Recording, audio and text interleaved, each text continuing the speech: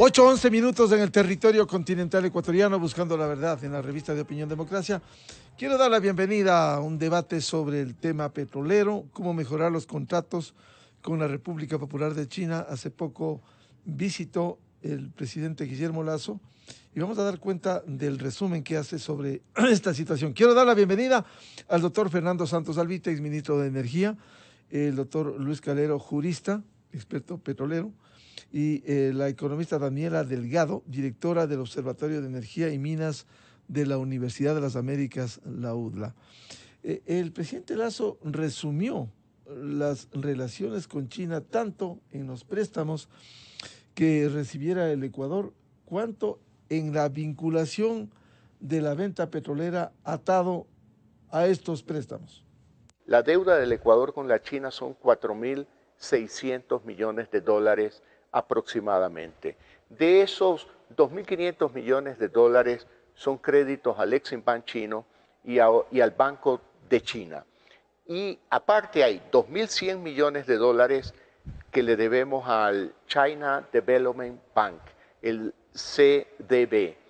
Aquí está el problema. Estos 2.100 millones de dólares es un saldo que queda de una negociación financiera atada al petróleo. Es decir, el Ecuador tiene una obligación de vender ahora alrededor de 120 millones de barriles de petróleo. Uno diría, es la China la que nos exigió esto. Sí, en los acuerdos con China, pero aquí hay intermediarios ecuatorianos, intermediarios extranjeros que utilizando a la China han abusado de Ecuador. Y esto es lo que nosotros hemos dicho claramente en la China. Se lo he dicho directamente al presidente Xi Jinping.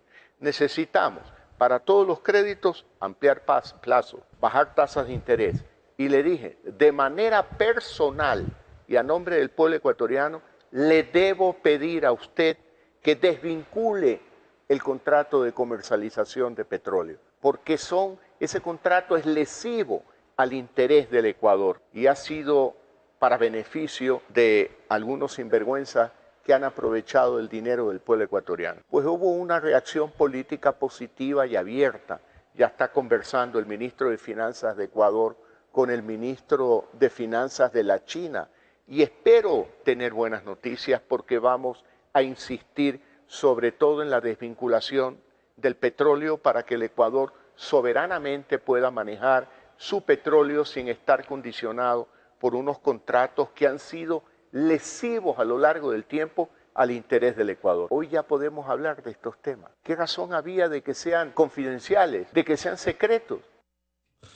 Bien, con este resumen de la visita a la República Popular de China, doctor Fernando Santos, ¿es viable mejorar la contratación petrolera con China a la que hemos estado atados desde el correísmo? Buen día.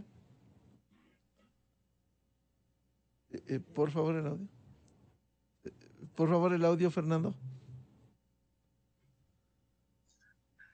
Buenos días, Miguel. Buenos días, doña Daniela. Buenos días, doctor Calero, y a la audiencia. Mire, Miguel, me han encantado las palabras del presidente de la República porque como jefe de Estado ha adoptado una actitud patriota y valiente. Decirles a los señores chinos en la cara que nos han perjudicado durante muchos años. Lo que ha sucedido con la China es monstruoso. Les hemos dado más de 1.500 barriles de petróleo por una deuda de 8.000 millones. ¿Cuál ha sido el problema? Que por cada barril que amortizábamos de esa deuda teníamos que venderles 4 barriles más. Hasta ahí ningún problema. Donde está la situación perjudicial es que todos estos barriles, tanto el que amortizábamos la deuda, cuanto los barriles extra que había que vender, se vendían con descuento de casi $4. Monstruoso. En 1.400 barriles, que son más de 5.500 millones de dólares de pérdida. Está bien que el presidente de la República les haya dicho esto a los señores chinos, porque esto es un atraco inmenso a los intereses del país. Bien, pero separemos una cosa. De los 1.500 ya solo les debemos 120, que es mayor cosa. Y de lo anterior, ¿quién responde? Así es que tiene que hacerse una aproximación integral. En primer lugar, decirles estos 160 millones que todavía les debemos, ya déjennos venderlos al precio justo o cómprenlos al precio justo. Punto uno. Punto dos, de lo anterior, ¿qué hacemos? ¿Quién responde por estos 5.000 millones de pérdida para el país? Afortunadamente, aquí interviene la justicia norteamericana, que tanto nos ha ayudado. Recordemos, hay más de 40 pillos ecuatorianos presos en los Estados Unidos por problemas de Petroecuador, por problemas del seguro Sucre, por problemas del seguro de la policía. La justicia americana hace lo que nuestra justicia no hace. Así es que sucedió, como todo el país conoce, hace pocas semanas, un hecho. El señor Raymond Kohut, que fue un señor canadiense que vivió muchos años en el Ecuador, confesó ante la justicia americana que pagó decenas de millones de dólares de coimas para conseguir estos contratos en los cuales China prestaba el nombre y se llevaban los intermediarios el crudo y con estos descuentos. Entonces, también hay que hacer algo para recuperar el dinero perdido. Así es que y también recordarle al país que cuando terminó el gobierno de Correa, que firmó estos contratos, el contralor de ese entonces del presidente Moreno, el señor Celi, con bombo y platillos, con gran despliegue de publicidad, creó una comisión de altísimo nivel para analizar la deuda con China ligada al petróleo. Ahí estaba Walter Spurrier, Ramiro Crespo, Alfredo Corral, Marianita Yepes, gente de altísimo nivel. Todos esperábamos que del resultado del estudio de esta comisión aparezcan las pillerías. Nada. El contralor Celi les hizo agua lodo, les dio las vueltas y nunca se conoció nada. Siguen secretos los documentos, los contratos. Entonces, presidente Lasso, felicitaciones por su valentía y por su patriotismo. Pero que no quede ahí, ¿verdad? Los 160 que todavía no les hemos entregado, 160 millones de barriles al precio justo. Ustedes, y si ustedes no quieren pagar el precio justo, señores chinos, que se venda a terceros. Y en segundo lugar, hagamos una comisión conjunta, pero de policías, no de ministros de finanzas, para recuperar estos 5.000 millones. Así es que es un gran paso, pero es un paso de muchos que hay que dar para rescatar la dignidad del país que está golpeada por estos atracos. Doctor Luis Calero, muy buen día. ¿Cómo mejorar los contratos petroleros con China luego de esta visita del presidente Lasso a Beijing? Buen día. Buenos días, Miguel. Gracias por la invitación. Buenos días a mis contertulios y obviamente a la audiencia de esta prestigiosa emisora. Mire, yo creo, mi estimado Miguel, que es necesario ya caminar 10 años patinando sobre lo mismo y lo mismo. 10 años. Vamos del tercer gobierno que está aplicando estos contratos que se los considera lesivos. Si el señor Moreno consideró que eran lesivos los contratos para el interés nacional, más aún fraudulentos y más aún obtenidos con actos delictivos, lo lógico era declarar la lesividad y solicitar la anulación de esos contratos. Lo lógico es que si un gobierno subsiguiente a uno que firmó unos contratos lesivos para el interés nacional, suspendo la ejecución de esos contratos. Caso contrario, soy cómplice de esos actos contrarios al interés nacional. Entonces, poco favor se le hace al señor Lasso y él mismo poco favor le hace a su gobierno el momento en el que comienza con un lenguaje repetitivo desde hace 10 años, que el correísmo, Mire, el asunto hay que dividirlo en dos partes, la una es interna y la otra es externa. La parte interna, ¿qué ha hecho la Fiscalía? Yo recuerdo que Fernando Villavicencio presentó hace como 10 años una denuncia en la fiscalía. ¿Y cuántos fiscales han pasado y qué han hecho los fiscales? Y continuamos en exactamente lo mismo. Otro es el asunto externo, las relaciones con China. Falta por cumplirse aproximadamente el 10% de ejecutarse el 10% de sus contratos. El 90% ha sido ejecutado y va siendo ejecutado por 3 gobiernos. El gobierno del señor Moreno renegoció estos contratos, entre comillas. Renegoció. ¿Qué presupone eso? Que aceptó la validez de sus contratos, obtuvo un diferimiento de pagos y se acabó. Desde el punto de vista de Estado, porque este no es un problema de gobierno, sino de Estado, el Estado ecuatoriano aceptó la vigencia y la validez de sus contratos con China. El señor Lasso va 9 meses y entiendo que ha pagado durante los 9 meses el gobierno del señor Lasso las obligaciones con China atadas a los contratos petroleros.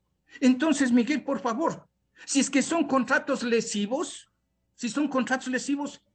hay que tomar decisiones tajantes. Declárese la lesividad de los contratos, solicítese la anulación de los contratos, suspéndase la ejecución del contrato y vamos, apliquemos las cláusulas contractuales, vamos a arbitraje, vamos a lo que fuera, donde tendremos que demostrar el perjuicio que se ha irrogado al país.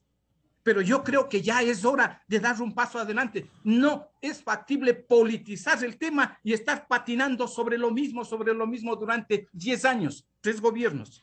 Doctor Luis Calero, pero declarar la lesividad no podría complicar la relación con China y le debemos. Pero por supuesto, Miguel. Pero Miguel, por supuesto, entonces prudencia, una estrategia adecuada, vamos a una estrategia adecuada. Y la estrategia adecuada va, Miguel, por recordarles a los chinos que en los años 2009-2010 se celebraron los convenios 4 partes y 5 partes, que en esos convenios se establecieron las condiciones mínimas a las que deberían someterse los contratos financieros y los contratos comerciales. 2 condiciones mínimas, ganar y condiciones de mercado.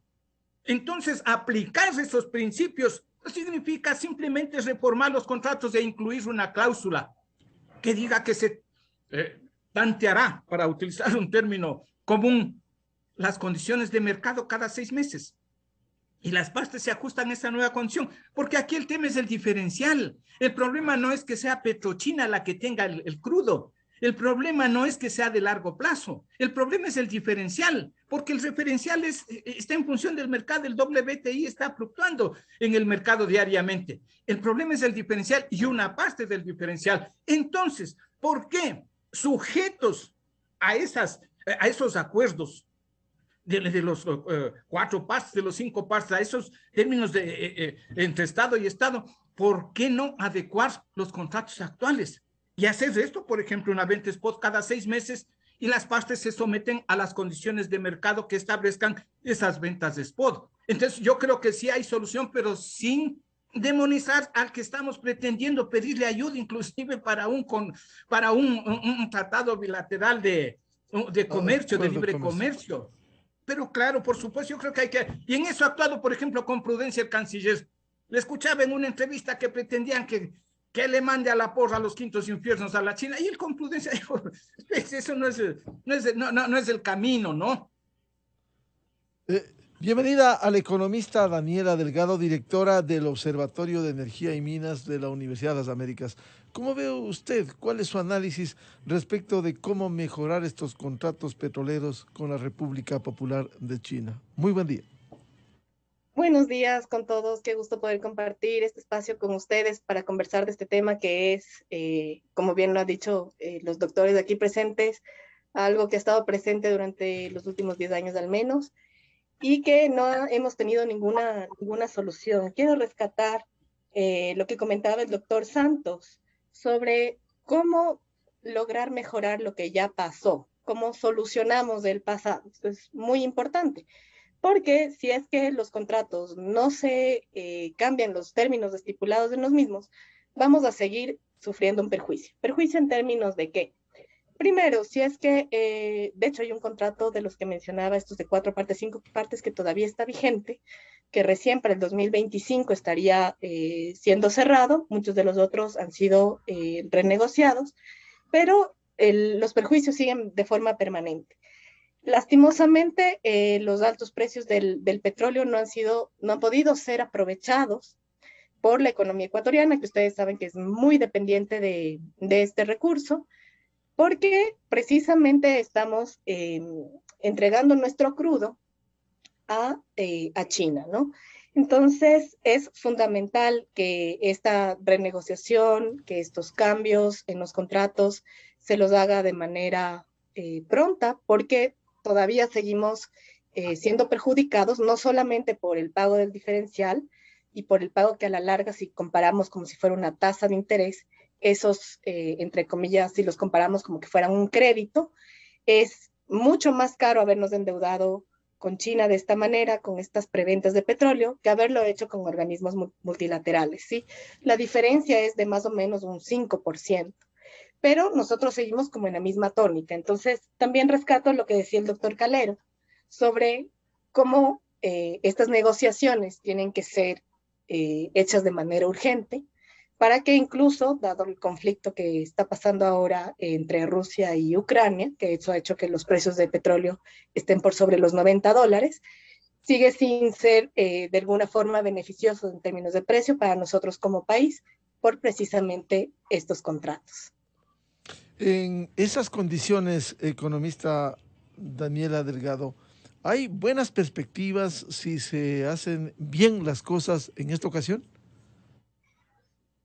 Por supuesto, pienso yo que en general la economía, no solo de Ecuador, sino que del mundo, mientras los procesos productivos no cambien, es verdad que hay muchos esfuerzos para que eso suceda en términos de otro tipo de fuentes de energía, va a suceder, pero no en el corto plazo, y por lo tanto, para de alguna forma decirlo, aprovechar el contexto en el que estamos con precios de petróleo mucho más altos, es fundamental que estos contratos sean cambiados, ¿no? Que los términos en los que están hechos sean renovados. Porque de lo contrario, incluso para, entre comillas, como digo, aprovechar el contexto, pues nosotros no vamos a poder mientras esos términos sigan vigentes. Es un contexto muy puntual, puede variar. El precio del petróleo es muy sensible a distintos factores. El mismo descubrimiento de la variable Omicron, por ejemplo, determinó cambios en el precio. El tema de COVID en general ha determinado cambios en el precio del petróleo. Pero si nosotros nos mantenemos con las mismas condiciones de los contratos actuales, pues el tener chance de aprovechar estos contextos económicos con respecto al precio, pues para nosotros simplemente se vuelve imposible, porque nuestra deuda es en barriles de petróleo sobre todo, y eso es pues perjudicial para la economía ecuatoriana. Doctor Fernando Santos, además de esta negociación con la China, además de buscar el castigo a fin de que termine la impunidad con los que se han beneficiado de estos actos de corrupción, quisiera consultarle, el presidente Lasso suscribió el decreto sobre el reglamento para la ley de hidrocarburos, precisamente mediante el decreto ejecutivo 342, que promulgó el reglamento a la ley y que el gobierno ha venido pugnando e impulsando por lograr, eso está por verse, el establecimiento de consorcios con la estatal para campos petroleros y cambio de contratos que trae esta normativa. ¿Cómo viabilizar eso? Mire, Miguel, este cambio al reglamento era necesario porque se cambió la ley, ¿verdad? Entró por ministerio, porque todos vimos lo que sucedió en el Congreso, se puso en vigencia unas reformas a la ley de hidrocarburos dentro de la ley tributaria y hay que ajustar el reglamento a la ley. Si hay una nueva ley, pues hay que ajustar el reglamento. En ese sentido se encaminan estas reformas que ha introducido el presidente Lasso. Básicamente lo que quiere es modernizar la contratación, que haya contratos de participación en vez de los de prestación de servicios, que son un poquito más atractivos para las compañías, que se creó una especie de consorcio, como fue el consorcio Texaco-CEPE, en el cual la compañía estatal era 2/3 partes dueña, la compañía privada una 1/3 parte, y operaba la compañía privada con mucha eficiencia, como era Texaco, y tenía un contrato con el Estado. Son pasos para abrir el país a la inversión extranjera, porque lamentablemente Petroecuador, el Ministerio de Finanzas no tiene para darle plata, entonces no busca nuevo petróleo, no incrementa la producción. La producción está alrededor de 500,000 barriles desde el año 2003, que se terminó el OCP. Y tenemos un horizonte un poquito negativo, bastante negativo para el petróleo, que es que se está buscando fuentes alternas de energía. Hace poco hubo una reunión en Glasgow, a la cual asistió el señor presidente de la República, en la cual los jefes de Estado se comprometieron a usar menos petróleo. Los derivados del petróleo, la gasolina, el diésel, están causando el efecto invernadero, la contaminación ambiental. Entonces el presidente Lasso está ajustando las leyes, ya reformó la ley, hoy reforma el reglamento para hacer más atractivo al país a la inversión extranjera. Lamentablemente, tengo que decirlo con preocupación, no veo que está dando buen resultado esta magnífica intención. Por dos razones principales. Primero, la mala fama del país. Correa mandó sacando, que les vaya bonito, les dijo, y con una escoba sacó a las principales compañías del mundo aquí que podrían venir. No quieren venir, están asustadas del Ecuador. No quieren venir. Y en segundo lugar, por más reglamentos y leyes magníficas que se están pasando, a la final es el ser humano, los funcionarios los que aplican la ley. Y están igualitos los mismos de Correa, no ha cambiado nada. Entonces, por más que cambie la ley, si ellos no cambian, no cambiará nada. Claro, las compañías... ¿De qué sirven entonces las políticas de un gobierno? ¿De qué sirven entonces?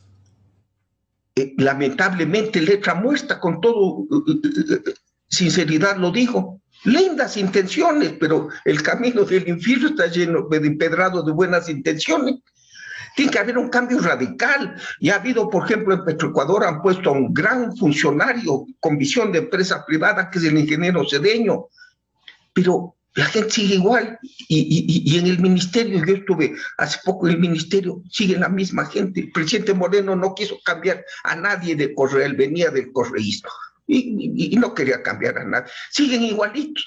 Entonces se estrellan estas buenas intenciones, se necesita una decisión radical. Uno de los cambios buenos, por ejemplo, que vi en el reglamento, es que hay un comité especial de licitaciones petroleras, que es el que filtra, ¿verdad? El organismo que maneja las licitaciones, porque todo tiene que hacerse por licitación, y han puesto un delegado del presidente de la República. Eso me parece bien. Está el Ministerio de Finanzas, está el Ministerio de Energía, y que haya alguien del presidente de la República que empuje las cosas. Este país hemos tenido 21 constituciones. Todo el mundo va a decir, pero la Constitución, la número 21, debe ser la más perfecta del mundo, porque uno se supone que cada nueva Constitución mejora la anterior, y es la peor, ¿no? Entonces, leyes tenemos aquí, este país creo que tiene 170,000 leyes. La burocracia se burla de esto, que nos importa, nosotros seguimos igual. Entonces, ya se cambiaron las leyes, hoy cámbiese a la gente, cámbiese a la gente. Una reingeniería radical del ministerio, con buenas intenciones, pero con gente que las lleve adelante. Si no, nos quedaremos a medias, solo en el cambio de ley nada más. Doctor Luis Calero, ¿cómo ve el desarrollo de la ley de hidrocarburos con este reglamento que firmara el presidente?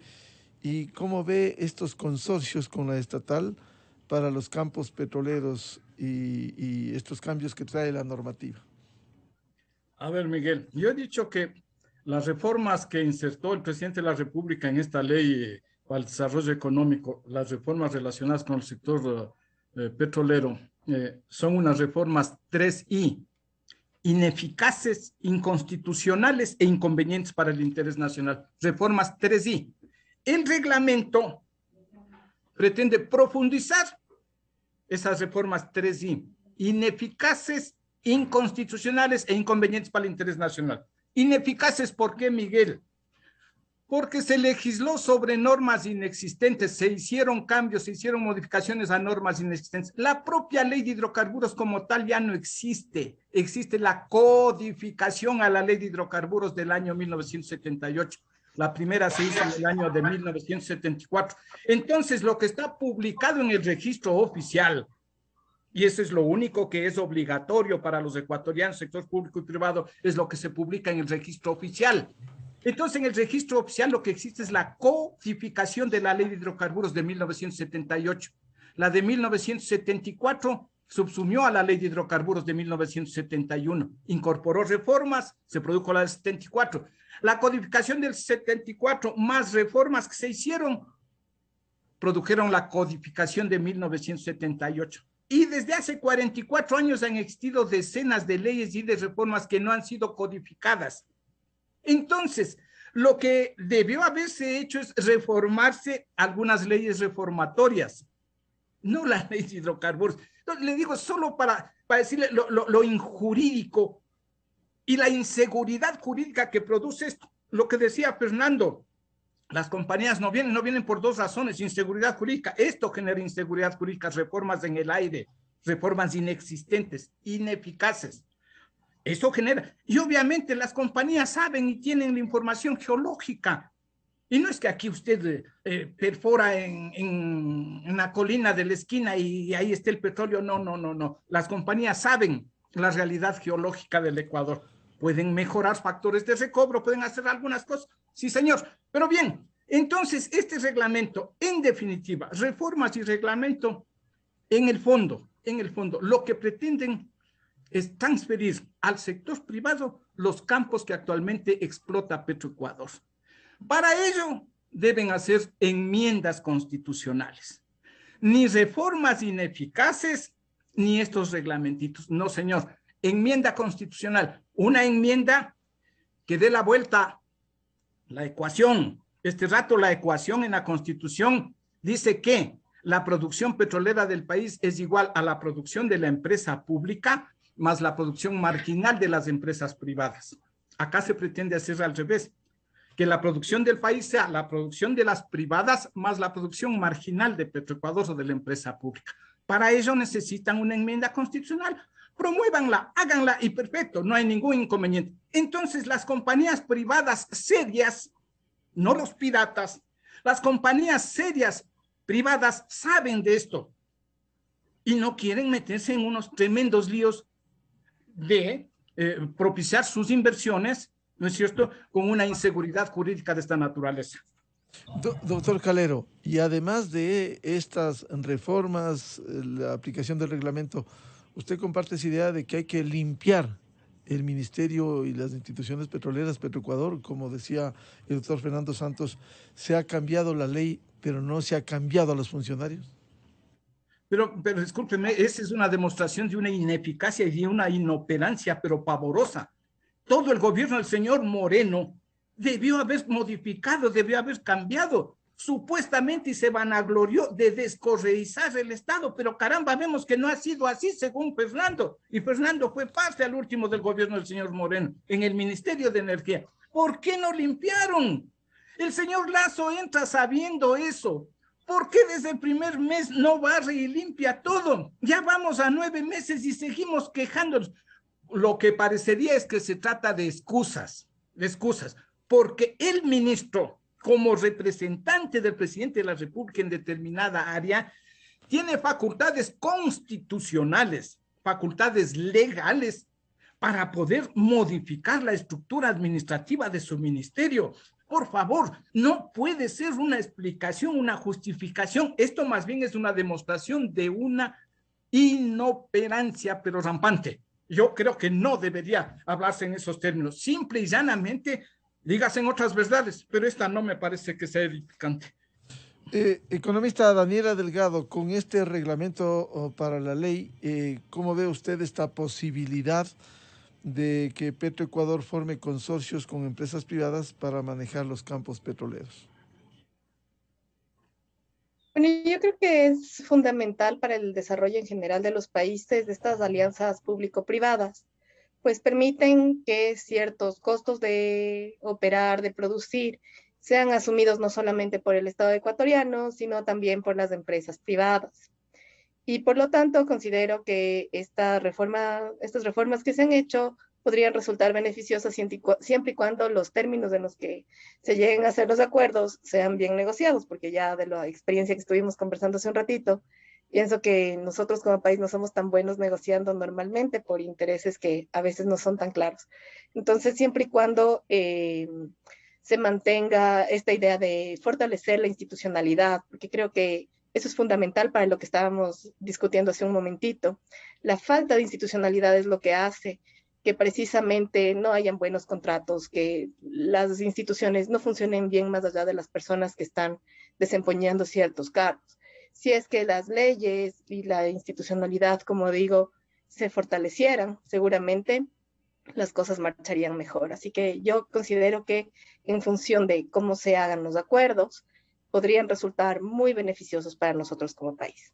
Ahora, a la reforma legal... Miguel, si me disculpa, yo hace un ratito no les respondí, discúlpeme que sea malcriado, no les respondí la parte esta de los consorcios de Petroecuador. Mire, la ley orgánica de empresas públicas dictada desde hace algunos años le da amplísimas facultades y posibilidades a la empresa pública para decisiones asociativas, compañías de economía mixta, joint venture, consorcios. La ley orgánica de empresas públicas. No se necesita ninguna reforma legal, ningún reglamento. ¿Y por qué no lo han hecho?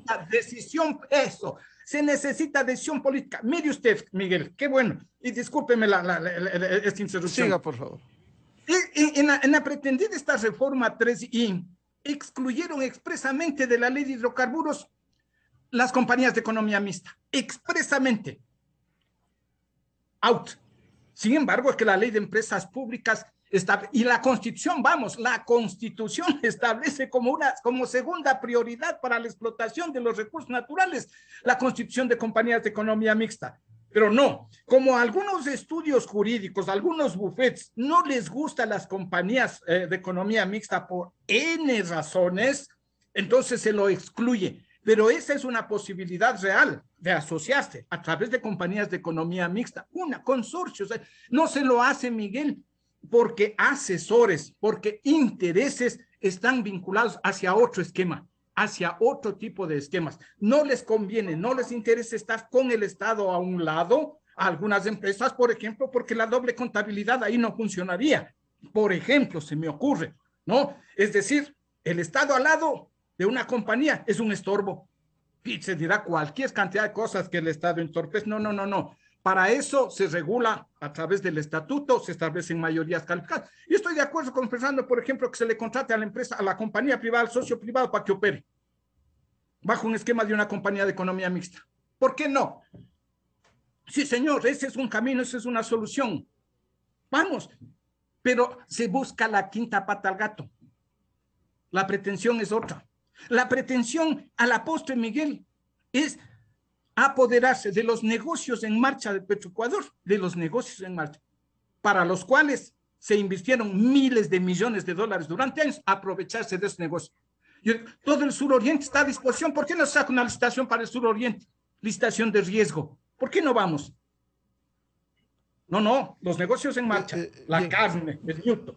Claro, volvamos con la economista Daniela Delgado. ¿Cómo dar... Perdón, economista, que me... No se preocupe. Economista Delgado, ¿cómo darle certidumbre, seguridad jurídica cuando la propia Constitución habla, el artículo 82, de la expedición de normas claras, precisas, concisas?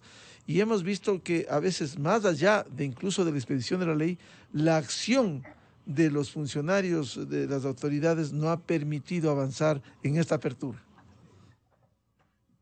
Pienso que tal vez lo que nos falta es precisamente dentro de las leyes, ¿no es cierto? Al momento de construir la normativa, la ley, nos falta mucho esa visión de Estado.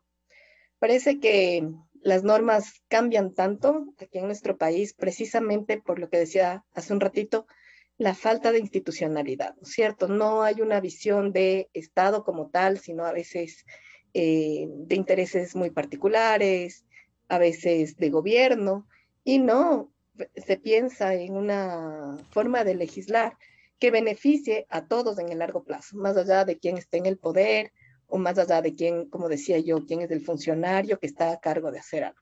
Entonces, si es que el marco legal ayudaría a que esta institucionalidad se fortalezca, que pienso que es un trabajo muy difícil y claro, yo no soy abogada, pero seguramente aquí los otros panelistas podrán corregirme si estoy equivocada. Llegar a eso es sumamente complejo por un tema incluso cultural dentro del país, ¿no es cierto? Cuando se habla de instituciones no solamente es la parte documental de la ley, sino la misma cultura de las personas que se ven reflejadas precisamente en esa ley. Entonces, pienso yo que un cambio, no solamente en términos, como digo, documentales, de mirar la ley tal cual, sino el buscar que nuestros gobernantes y quienes hacen el ejercicio del poder desde distintos puestos de instituciones, logren entrar en esa dinámica de Estado, de país, que va más allá del tiempo que yo estoy desempeñando esta función. Cuando eso logre cambiar, no solo los contratos petroleros, sino todos los cuerpos legales, van a mejorar en términos de voy a negociar esto para mejorar las condiciones del país, no solamente en términos económicos, sino en términos, yo qué sé, ambientales, sociales, etc. Entonces, pienso yo que es necesario un cambio estructural de pensamiento y claro, eso se verá reflejado eventualmente en nuestros cuerpos legales, que si es que eso llega a pasar en algún momento, se esperaría que pues beneficien de forma directa pues al país. Y en el tema de la estabilidad y el buen manejo, porque puede haber buenas leyes, pero si hay malos ejecutores, ¿qué hacemos, economista Delgado? Sí, justo por eso venía la parte de la cultura que yo mencionaba, ¿no? Porque el tema de la ley es que muchas veces también puede suceder, sobre todo en nuestro contexto, que la ley está súper linda, ¿no es cierto?, bien estructurada, pero las personas hacen caso omiso de la ley. Y eso tiene mucho que ver con, como digo, la parte cultural, el cómo se desempeñan los funcionarios en general, el cómo llegamos a negociar un acuerdo, porque sabemos, ¿no es cierto?, que hay siempre intereses de por medio, temas de corrupción importantes ahí también, y no solamente en temas de petróleo, ¿no? O sea, esto es como digo, un tema lastimosamente cultural, estructural, que nosotros como sociedad deberíamos trabajar para mejorar nuestras instituciones, mejorar nuestras leyes y a la larga también pues mejorar el cómo vivimos, ¿no? Entonces, es verdad que la ley es el reflejo de eso, pero también el ejecutarla, digamos, viene a partir de estos temas culturales que son muy difíciles de cambiar, pero no imposibles. Y para eso necesitamos personas con alto sentido de la moralidad, de la ética, desempeñando cargos en el sector público. Y es verdad que una sola persona no puede cambiar todo de manera inmediata, pero de muchas gotitas está hecho el mar, ¿no es cierto? Entonces, si el cambio empieza, así sea una, dos personas, eventualmente yo sí todavía tengo fe en que podríamos llegar a tener una mejor sociedad, ¿no? Quiero consultarles un tema de coyuntura, el precio del petróleo que ha subido sustancialmente. Nuestros referentes del WTI, hemos estado alrededor de $90. Ayer leíamos el petróleo Brent del Mar del Norte, que no es nuestro referente, pero esa es la dimensión de cómo ha subido, que llega ya casi a los $100 del barril. ¿Cuánto nos beneficia en este sentido, doctor Fernando Santos? Bien, sí, Miguel, antes de contestar su pregunta, déjeme hacer un pequeño comentario. La descorreización es más fácil decirla que hacerla, porque también para defenderse la burocracia correísta creó unas indemnizaciones monstruos. En el ministerio hay gente muy buena, por supuesto, pero había unos sinvergüenzas, pero para votarlos se necesitaba $180,000 o $200,000. Si no tiene el ministerio, no creo que tenía ni $10,000 extras. Claro, por cada funcionario. Pero por cada uno. Mire, son tan sinvergüenzas que en su programa, Miguel, cuando se presentó hace pocos días el nuevo presidente del Seguro Social, me parece, me dio una muy buena impresión su intervención. Él contó que un funcionario del Seguro Social había pedido una coima a un contratista para agilitarle un pago. Le había filmado. Falló la operación porque se enteraron. Y este sinvergüenza, en vez de salir corriendo, al día siguiente se presentó como si nada, de nuevo en el empleo, porque sabía que voten, me ha de haber dicho, denme los $200,000. Entonces, ahorita que la Asamblea está discutiendo con justa razón para ahorrar un poquito de plata, que se rebajen las pensiones a vitalicias. Hay gente rica que no necesita tanta pensión. Quizás analicen un poquito. Si un funcionario sale porque le cae mal al ministro o por justas razones, o por injustas razones, perdón, que le paguen la indemnización, pero si se demuestra que es un ocioso, un correísta, un boicoteador, que no se le pague tanto. Esa es una de las tareas que tiene la Asamblea. Vamos al precio del petróleo. Todo ha salido bien para los productores petroleros, Miguel. A partir del año 2020, del principio de la pandemia, cuando bajó drásticamente la demanda, porque el mundo se quedó en su casa y no usaba el carro ni salía, cayó el precio. Pero para hacer frente a esta crisis, la OPEP redujo la producción. La OPEP se asoció con Rusia y otros productores y hicieron un gran cartel de productores y cerraron las llaves del petróleo de producción y sacaron 10 millones de barriles al día del mercado. Restringieron 10 millones de barriles al día la producción. Y la demanda, que estaba débil cuando ya la pandemia comenzó a ceder, subió la demanda y la oferta se quedó estancada. Entonces ha habido un desequilibrio, mucha demanda y poca oferta. Eso ha disparado los precios. En segundo lugar, ha habido la coyuntura de la crisis de Ucrania, que también ha llevado al mundo a asustarse que puede haber una guerra. Eso ha hecho que los precios suban, pero el incremento del precio del petróleo y de sus derivados, gasolina y diésel, crea incremento en los precios en todas las sociedades. En los Estados Unidos tienen una inflación que no habían visto en 50 años. La inflación de Europa no la habían visto en 60 años. Y mucha de esta inflación se debe al alto precio del petróleo. Entonces los países industrializados ya están asustados y están tomando medidas. El día de ayer se filtró una noticia de que va a haber un acuerdo entre los países occidentales y Estados Unidos con el Irán. Por ejemplo, el Irán está bajo sanciones por los problemas nucleares y no puede sacar barriles al mercado. Saca los barriles al mercado, o sea, se arregla el problema. Países occidentales, Irán, más crudo iraní. Irán puede poner 2,5 millones de barriles al día en 1 o 2 meses en el mercado. Bajará el precio porque habrá más oferta. Se arregla el problema de Ucrania y caerá el precio. O sea, es un zigzag, ¿verdad?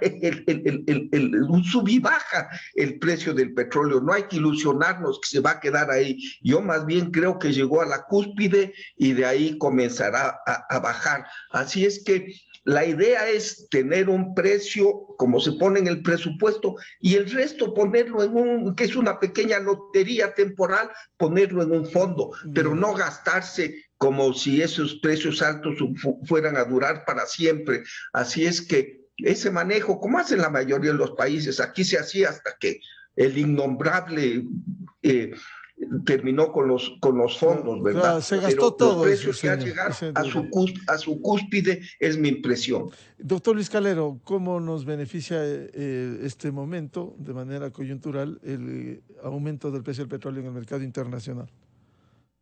Miguel, previamente, empleado corrupto debe ser destituido.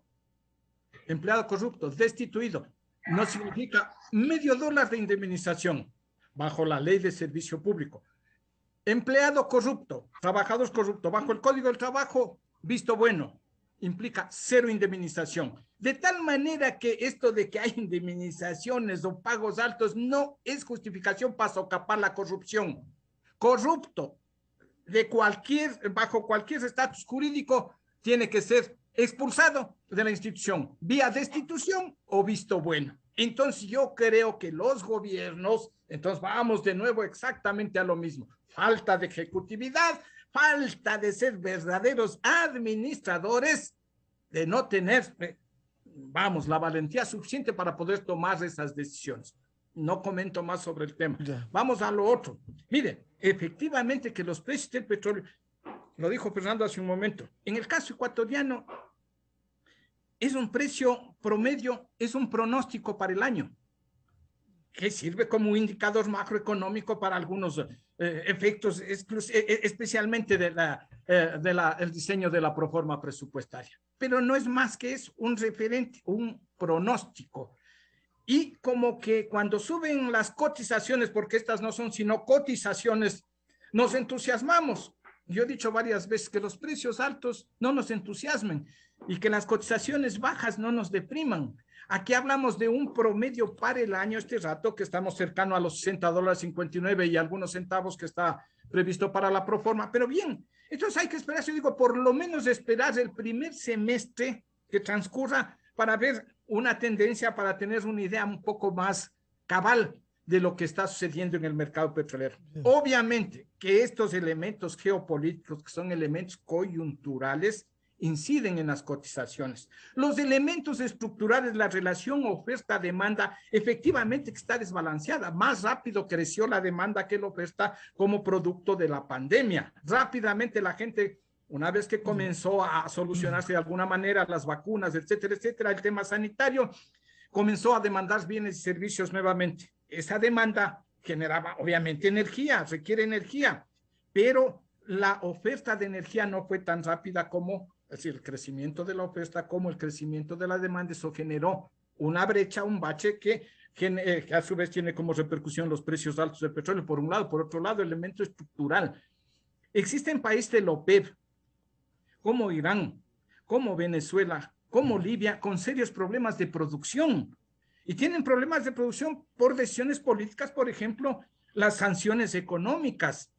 Entonces Irán no puede comercializar libremente su petróleo. Venezuela así quisiera comercializarlo, tiene, pero unos problemas grandísimos para la producción petrolera. Es decir, estructuralmente también hay este tipo de inconvenientes, ¿no es cierto?, en la relación oferta-demanda. Existen problemas de esa naturaleza, más la siempre presente especulación financiera, porque aquí los especuladores financieros son determinantes en este asunto. Obama, en algún momento en la crisis anterior, sobre la base de un informe de una subcomisión en el Senado de los Estados Unidos, tomó determinadas medidas administrativas para restringir la participación de especuladores financieros en los mercados energéticos, porque esos especuladores financieros, fonditos, que lo único que quieren es el rendimiento financiero, ¿no es cierto?, distorsionan el mercado, distorsionan tremendamente. Entonces también va por ese lado, es decir, una sumatoria de elementos muy complejos que determinan estas fluctuaciones permanentes, esta incertidumbre en las cotizaciones del petróleo. A nosotros, cada dólar que se incremente más o menos va a significar, entre comillas, en promedio para el año 110, 120 millones, que es el volumen exportable. Economista Daniela Delgado, ¿cómo ve este incremento momentáneo del precio del petróleo que nos beneficia en este momento? Es que ese es el problema, lastimosamente, Miguel, que no nos termina de beneficiar precisamente por la deuda que tenemos con China, por ejemplo. Si es que nosotros no tuviéramos esa deuda, el dinero recaudado por las exportaciones entraría a las arcas del Estado y estaríamos bien, digamos, ¿no es cierto?, con un precio de petróleo más alto. Pero como lastimosamente tenemos que, devolver, digamos, ese dinero, bueno, no devolver, sino entregar ese dinero al servicio de esta deuda, ¿no es cierto?, que tenemos con China y con otros acreedores, eso hace que no terminemos de realmente tener un beneficio. Entonces, eso lastimosamente no permite que el gobierno tenga ingresos suficientes, porque tiene que, servir a estas obligaciones, ¿no es cierto? Y que en caso de que no existieran o que fueran reformadas, que era lo que estábamos conversando al inicio de su programa, pues ahí veríamos un verdadero beneficio. Si es que hubiera una verdadera reforma, como país nos podríamos beneficiar de precisamente altos precios del petróleo. También como lo que nos decía el doctor Calero, esto es un tema coyuntural, el precio del petróleo es extremadamente sensible a distintos shocks y cambios, tanto de la oferta, de la demanda, como les decía, el tema del mismo coronavirus y su evolución.